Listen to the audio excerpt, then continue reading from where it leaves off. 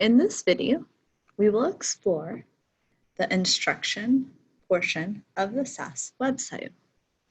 To begin, navigate to pdesas.org. Once you're there, go to the top and we will be talking about the element instruction. If you hover over the word instruction, a drop-down box will appear. Another option is to click on the word instruction, and then all of the components will be listed below. The important section in instruction is teacher effectiveness. When you click on teacher effectiveness, it will take you to Charlotte Danielson's Framework for Teaching. In this section, you will see all of the domains that encompass the Danielson Framework: planning and preparation, the classroom environment, instruction, professional responsibilities. The rubric is also listed if you click on the rubric.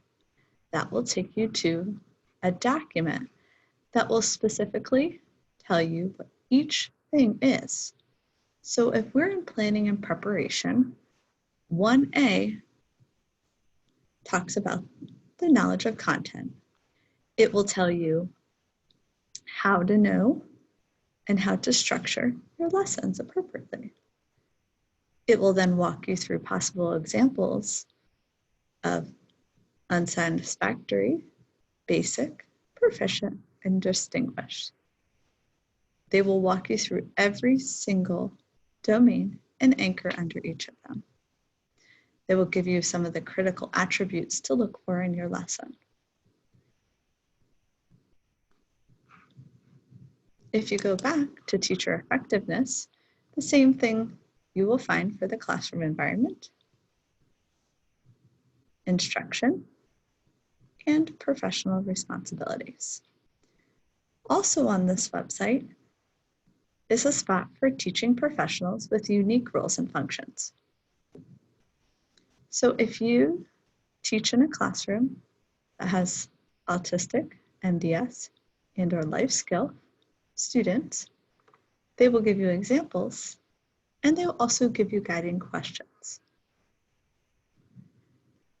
If you want to make sure that you are prepared for any of your observations, please make sure that you look at Charlotte Danielson's Framework for Teaching. That will give you effective instructional practices and help you to tailor your instruction to ensure that students are not only learning, but learning at a high level.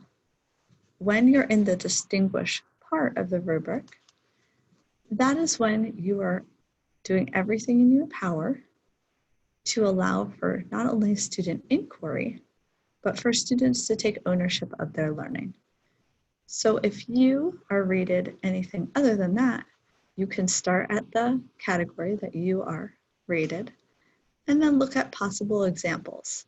So for this one, creating an environment of respect and rapport, here are some examples of what a teacher would look like in each one of these possible categories. Underneath, it will break it down even further and give you some more examples and some more critical attributes that go along with it. If you're in proficient and distinguished, it will do the same thing and list some critical attributes as well. As you go to the next one, 2B, it gives you a brief overview of what it means to establish a culture for learning.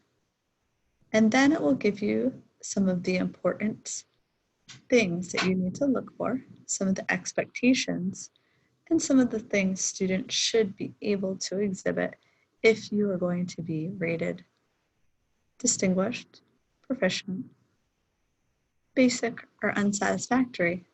You will now see clearly where you fall, and it will guide you in your understanding of the Danielson Framework. So under SAS and instruction, a very important tool is the teacher effectiveness in the Danielson Framework. There are other things listed there as well, However, for this video, we are going to spend time on looking at the Danielson Framework and looking specifically at some of the domain rubrics and some of the key attributes that are underneath each one.